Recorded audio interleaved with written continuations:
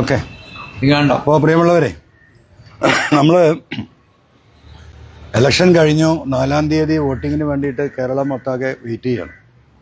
നമുക്കറിയാം, ഇന്ത്യയിലെ പല സംസ്ഥാനങ്ങളിൽ നിന്നും തിരഞ്ഞെടുപ്പിന് ശേഷം നടന്ന അട്ടിമറികൾ, മെഷീൻ ഹാക്കിങ്, മെഷീൻ തന്നെ മാറ്റി സ്ഥാപിച്ചതായിട്ടുള്ള പരാതികൾ, നിരവധിയായിട്ടുള്ള പരാതികൾ, പലതരത്തിലുള്ള അനുഭവങ്ങൾ കേരളത്തിലെ ഇന്ത്യയിലെ ജനങ്ങൾക്കുണ്ട്. അതിൻ്റെ ഭാഗമായിട്ട് തന്നെ തിരഞ്ഞെടുപ്പിന് ശേഷം 4-ാം തീയതി വരെയുള്ള ഒരു 10-25 ദിവസം നമ്മളെ സംബന്ധിച്ച് വളരെ ക്രൂഷ്യലാണ്.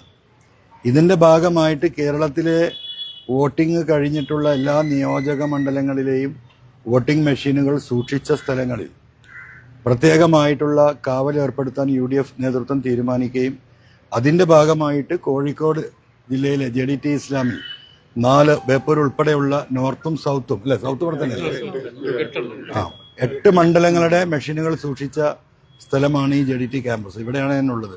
പിന്നിൽ കാണുന്ന സ്ക്രീനുകളൊക്കെ നിങ്ങൾക്ക് കാണാവുന്നതാണ്. ഇത് ഇവിടെ ഇരുന്നുകൊണ്ട് നമ്മുടെ പ്രവർത്തകർക്ക് മോണിറ്റർ ചെയ്യാനുള്ള സംവിധാനമാണ്. പക്ഷെ ഇങ്ങനെയൊക്കെ ആകുമ്പോഴും നമ്മൾ ഉയർത്തുന്ന ഒരു ചോദ്യം, കേരളത്തിലെ ഒരു സ്ഥലങ്ങളിലും CPM-ന്റെ നേതൃത്വത്തിലുള്ള LDF-ന്റെ മുന്നണിയിലെ ഒരാൾ പോലും ഇതുപോലെയുള്ള പോളിംഗ് മെഷീനുകൾ സൂക്ഷിച്ച സ്ഥലങ്ങളിൽ കാവൽ നിൽക്കുകയോ അതിൻ്റെ കാര്യങ്ങൾ അന്വേഷിക്കുകയോ ഒരു ഭാഗത്തു നിന്ന് നമ്മൾ കാണുന്നില്ല. എന്താണ് അതിൻ്റെ കാരണമെന്ന് നമ്മൾ അന്വേഷിക്കേണ്ട ഒരു അവസ്ഥയിലേക്ക് കാര്യങ്ങൾ പോവുകയാണ്. തെരഞ്ഞെടുപ്പ് അട്ടിമറിക്കുള്ള സാധ്യതകളെക്കുറിച്ച് കേരളത്തിൽ ജനം ചർച്ച ചെയ്യുകയാണ്. ഇപ്പോഴും കൃത്യമായ കണക്കുകൾ ഇലക്ഷൻ കമ്മീഷൻ നൽകിയിട്ടില്ല എന്ന നമ്മളെ ചിന്തിപ്പിക്കുന്ന ഒരു ഘട്ടത്തിലാണ് നിൽക്കുന്നത്. ഇതിനോടൊപ്പം നമ്മൾ കൂട്ടി വായിക്കേണ്ടത്, കേരളത്തിന്റെ മുഖ്യമന്ത്രി ഇന്നലെ പോളിറ്റ് ബ്യൂറോയിൽ കൊടുത്തിരിക്കുന്ന സ്റ്റേറ്റ്മെന്റ്, പത്രങ്ങളിൽ വന്ന വാർത്ത, കേരളത്തിലെ 18 മണ്ഡലങ്ങളിൽ ഞങ്ങൾക്ക് കേരളത്തിലെ ന്യൂനപക്ഷങ്ങൾ ഒന്നടങ്കം വോട്ട് ചെയ്തിരിക്കുന്നതാണ്. മുഖ്യമന്ത്രി ആ 18 മണ്ഡലം ഏതാണ് എന്ന് വ്യക്തമാക്കേണ്ടതുണ്ട്. അവിടെ ആ മണ്ഡലങ്ങളിൽ എന്തുകൊണ്ടാണ് അവിടെ മാത്രം കേരളത്തിലെ ന്യൂനപക്ഷങ്ങൾ ഞങ്ങൾക്ക് വോട്ട് ചെയ്യുമെന്ന് അദ്ദേഹം പറഞ്ഞിട്ടുണ്ടെങ്കിൽ അതിന്റെ കാരണം അദ്ദേഹം വ്യക്തമാക്കേണ്ടതുണ്ട്. കേരള ജനത ഒരു തെരഞ്ഞെടുപ്പ് അട്ടിമറിയുടെ സാധ്യത വളരെ ഗൗരവമായി ആകാംക്ഷയോട് കൂടിയിട്ട് ചർച്ച ചെയ്യപ്പെടുന്ന ഈ ഘട്ടത്തിലാണ് മുഖ്യമന്ത്രിയുടെ ഇന്നലത്തെ സ്റ്റേറ്റ്മെന്റ് വന്നിരിക്കുന്നത്. ഞങ്ങളൊക്കെ രാഷ്ട്രീയത്തിലുള്ളവരാണ്, രാഷ്ട്രീയ പ്രവർത്തകരാണ്, ഇവിടുത്തെ സാമൂഹിക ചുറ്റുപാടുകളെ കുറിച്ച് അറിയുന്നവരാണ്. ഞാനും ഇവിടെ ഒരു സ്ഥാനാർത്ഥിയായിരുന്നു.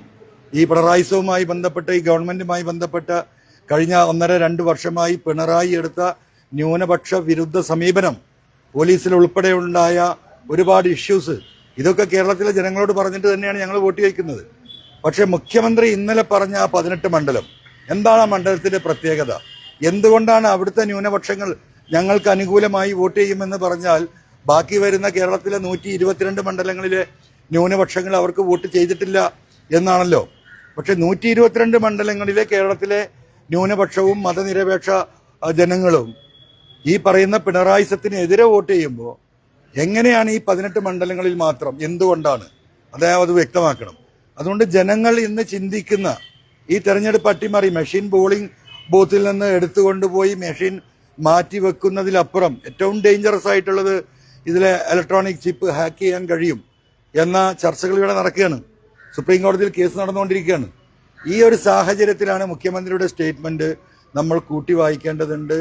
ജനങ്ങൾ ആഗ്രഹിക്കുന്ന കേരളത്തിൽ വരാൻ പോകുന്ന തെരഞ്ഞെടുപ്പ് റിസൾട്ട് ഇവിടുത്തെ പൊതുസമൂഹവുമായി ബന്ധപ്പെട്ട് നിൽക്കുന്ന ജനങ്ങളെ സംബന്ധിച്ച് വളരെ കൃത്യമാണ്. 100 സീറ്റിൽ കുറയാത്ത സീറ്റിന് UDF ഇവിടെ അധികാരത്തിൽ വരും, ഒരു തർക്കമില്ല. അത് നമുക്ക് ബോധ്യപ്പെട്ടിട്ടുള്ള സംഗതിയാണ്. അത്രമാത്രം ആന്റി പിണറായിസം കേരളത്തിലെ ജനങ്ങൾ ചർച്ച ചെയ്യപ്പെടുന്നുണ്ട്. ഈ ഒരു ഘട്ടത്തിലാണ് ഞങ്ങൾ അധികാരത്തിൽ തിരിച്ചു വരുമെന്നും കേരളത്തിലെ 18 സീറ്റിൽ മുസ്ലിം ന്യൂനപക്ഷങ്ങൾ ഞങ്ങൾക്ക് തന്നെയാണ് വോട്ട് ചെയ്തത് എന്നും പറയുന്ന മുഖ്യമന്ത്രിയുടെ ആ വാക്കുകൾ, അതിനെ നമ്മൾ വളരെ സംശയത്തോടു കൂടി കാണണം. എന്തായാലും തിരഞ്ഞെടുപ്പ് റിസൾട്ട് 4-ാം തീയതി അറിയുമ്പോഴേ എന്താണ് ഇവിടെ സംഭവിച്ചത് എന്ന് അറിയൂ. കേരളത്തിലെ ഒരു സ്ഥലങ്ങളിലും CPM-ന്റെയോ ഇടതുപക്ഷത്തിന്റെയോ ഒരു പ്രവർത്തകൻ പോലും ഈ പറയുന്ന മെഷീനുകൾ സ്ഥാപിച്ചിട്ടുള്ള, സ്റ്റോർ ചെയ്തിട്ടുള്ള കെട്ടിടങ്ങൾക്ക് മുന്നിൽ കാവലിരിക്കുന്നില്ല എന്നത് തന്നെ നമ്മളെ സംബന്ധിച്ച് ഈ സംശയം വർദ്ധിപ്പിക്കുകയാണ് ചെയ്യുന്നത്.